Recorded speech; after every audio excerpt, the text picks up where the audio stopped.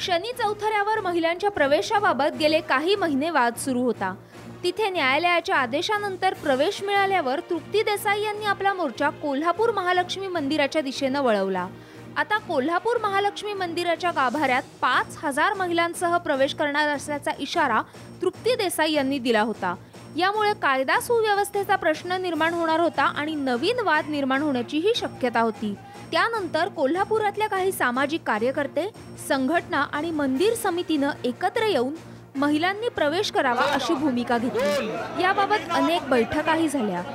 पोलिसांनी श्रीपूजक, महिला आणि सामाजिक कार्यकर्ते यांची संयुक्तपणे बैठक घेऊन यावर तोडगा काढला। आज सकाळी दोन्ही पक्षाकडून मंदिर प्रवेशासंदर्भामध्ये विठ्ठल मंदिर मिरजकर टिकटी या ठिकाणी बैठक झाली होती। बैठकीमध्ये काही वादाचे मुद्दे निर्माण झाले आणि त्याच्यानंतर बैठक फिसकटली होती। परंतु दोन्ही पक्षाच्या प्रमुख कार्यकर्त्यांना मी पोलीस स्टेशनमध्ये बोलवलं, त्यांना न्यायालयाच्या आदेशाची अंमलबजावणी करण्याबाबत सांगितलं। काही बाबी त्यांना व्यवस्थित समजावून सांगितलं। त्यांनी देखील पोलीस आणि न्यायालयाची बाजू समजून घेऊन त्याचप्रमाणे श्रीपूजक यांनी देखील न्यायालयाचा आदर केलेला आहे। आज संध्याकाळी 6 महिलांनी मंदिर गाभाऱ्यात प्रवेश केला। गाभाऱ्यात जाऊन महालक्ष्मीची ओटी भरून त्यांनी पूजाही केली। यावेळी महिलांनी सावित्रीबाई फुलेंच्या नावाने जोरजोरात घोषणा दिल्या।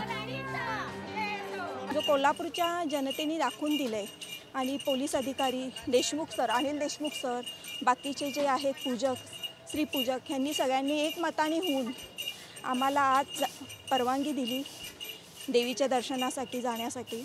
आणि इथं दाखवले की इथं लिंगभेद अजिबात नाही आहे। कोल्हापूरच्या जनतेमध्ये सर्व एकमताने आम्ही आज जाऊन दर्शन घेतले। ते मंदिर गाभाऱ्याचा प्रश्न गेले 2-3 दिवस गाजवत होता आणि 2-3 दिवस आम्ही प्रयत्न करत होतो। आज त्या लढ्याला आमच्या यश आलेलं आहे।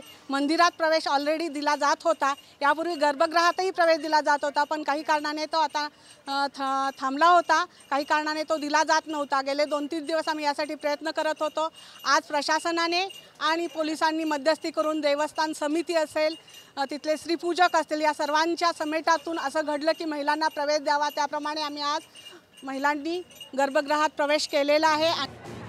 महालक्ष्मी मंदिरात पूर्वी महिलांना प्रवेश दिला जात होता, पण अलीकडच्या काळात मूर्तीवर होणाऱ्या परिणामांमुळे उंबरठ्यापर्यंतच सर्वांना प्रवेश दिला जातो। गाभारा लहान असल्यामुळे फक्त श्रीपूजकच गाभाऱ्यात थांबतात, पण महिलांच्या प्रवेशासाठी विरोध नसल्याचं श्रीपूजकांनी स्पष्ट केलंय। काही महिलावादी कार्यकर्त्यांनी मंदिराच्या गाभाऱ्यात जिथं आम्ही बसतो त्याच्या आतल्या बाजूला येऊन देवीला ओटी भरून प्रतिकात्मक कार्यक्रम मंदिर प्रवेशाचा पार पाडलेला आहे। वास्तविक पहिल्यापासून श्रीपूजकांचं आमचं म्हणणं असं आहे की गाभाऱ्यात सगळ्यांनाच प्रवेश आहे, इथं कुठलाही स्त्री पुरुष विषमतेचा भाव नाही। तो त्यांना मान्य झाला आणि तो मान्य झाल्यामुळे त्यांनी प्रतिकात्मक काही महिलांनी कार्यकर्त्यांनी येऊन आज पूजन केलं आणि आता पुन्हा या विषयाचा आग्रह धरणार नाही असं त्यांनी आम्हाला सांगितलेलं आहे।